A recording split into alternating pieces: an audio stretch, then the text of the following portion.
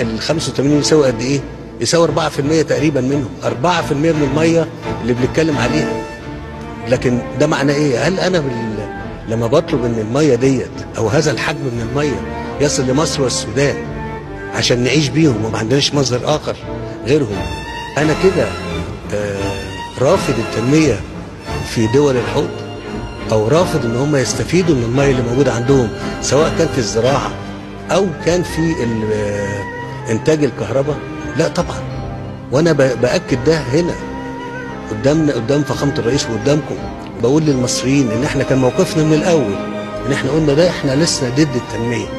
احنا بنتكلم ما قلناش حتى اقتسام عادل للميه ديت، لان احنا بنتكلم في اقتسام عادل للميه بنتكلم بقى في 1600 مليار لتر ميه. احنا بنتكلم على المتبقي اللي ما يزيدش عن 4-5% لو احنا اتكلمنا على 1600 مليار متر ميه.